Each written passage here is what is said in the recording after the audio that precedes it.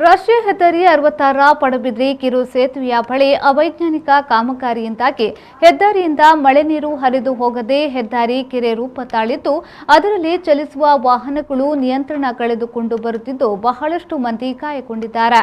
ಈ ಬಗ್ಗೆ ಆಕ್ರೋಶ ವ್ಯಕ್ತಪಡಿಸಿದ ದಲಿತ ಮುಖಂಡ ಲೋಕೇಶ್ ಕಂಚಿನಡ್ಕ ಅವರು ಜನರಿಂದ ಟೋಲ್ ಹೆಸರಲ್ಲಿ ಸುಲಿಗೆ ನಡೆಯುತ್ತಿದ್ದರೂ ಪೂರಕ ರಸ್ತೆ ನಿರ್ಮಾಣ ಮಾಡುವಲ್ಲಿ ಇಲಾಖೆ ಎಡವಿದೆ. ರಸ್ತೆಯಲ್ಲಿ ಮಳೆ ನೀರು ಶೇಖರಣೆಗೊಂಡು ವಿಭಜಕದ ಮೂಲಕ ಮತ್ತೊಂದು ಪಾರ್ಶ್ವಕ್ಕೆ ಹರಿಯುತ್ತಿದೆ. ಕೆಲ ದಿನಗಳ ಹಿಂದೆ ದ್ರಾಕ್ಷಿ ತುಂಬಿಕೊಂಡು ಮಂಗಳೂರು ಕಡೆಗೆ ಹೋಗುತ್ತಿದ್ದ ವಾಹನ ಹೆದ್ದಾರಿಯಲ್ಲಿ ನಿಂತಿರುವ ನೀರು ಗಮನಕ್ಕೆ ಬಾರದೆ ಅದರ ಮೇಲಿಂದ ಚಲಿಸಿದಾಗ ವಾಹನದ ಮುಂದಿನ ಗಾಜಿಗೆ ನೀರು ಎರಚಿ ರಸ್ತೆ ಕಾಣದೆ ನಿಯಂತ್ರಣ ತಪ್ಪಿ ಉರುಳಿ ಬಿದ್ದು ಚಾಲಕ ಸಹಿತ ನಿರ್ವಾಹಕ ಗಾಯಗೊಂಡಿದ್ರು. ಇದೀಗ ನಿನ್ನೆ ಸುರಿದ ಮಳೆ ಹೆದ್ದಾರಿಯಲ್ಲಿ ನೀರು ನಿಂತು ಕಾರೊಂದು ಅಪಘಾತಕ್ಕೀಡಾಗಿದೆ.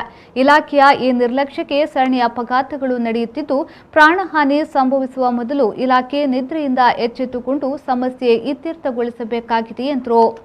66ರಲ್ಲಿ ಅವೈಜ್ಞಾನಿಕ ಕಾಮಗಾರಿಗಳು ಈಗಾಗಲೇ ನಮಗೆಲ್ಲ ಕಂಡು ಬರ್ತಾ ಇದೆ. ಅದೇ ರೀತಿಯಲ್ಲಿ ಎರ್ಮಾಳಿನಿಂದ ಪಡುಬಿದ್ರಿಗೆ ಹೋಗುವ ದಾರಿಯ ಮಧ್ಯ ಎರ್ಮಾಳು ಕಳಸಂಕ ಭಾಗದಲ್ಲಿ ಹೆದ್ದಾರಿಯಲ್ಲಿಯೇ ನೀರು ನದಿಯ ಹಾಗೆ ನಿಂತು ಹೋಗುವ ವಾಹನಗಳಿಗೆ ತುಂಬ ತೊಂದರೆ ಆಗ್ತಾಯಿದೆ.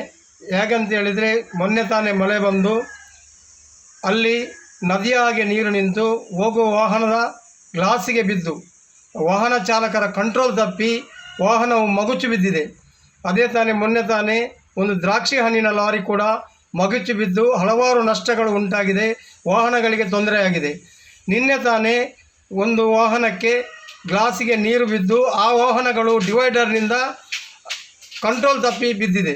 ಹೀಗೆ ಇನ್ನು ಮುಂದಕ್ಕೂ ಅಪಘಾತ ಆಗುವ ಸಾಧ್ಯತೆ ಇರುವುದರಿಂದ ಸಂಬಂಧಪಟ್ಟ ಅಧಿಕಾರಿಗಳು ಕೂಡಲೇ ಎಚ್ಚೆತ್ತುಕೊಂಡು, ಅದೇ ರೀತಿ ನವಯುಗ ಕಂಪನಿಯವರು ಎಚ್ಚೆತ್ತುಕೊಂಡು ಕೂಡಲೇ ಆ ಅವೈಜ್ಞಾನಿಕ ಕಾಮಗಾರಿಯನ್ನು ಸರಿಪಡಿಸಬೇಕಂತ ನಾನು ಈ ಮೂಲಕ ಆಗ್ರಹಿಸ್ತಾ ಇದ್ದೇನೆ.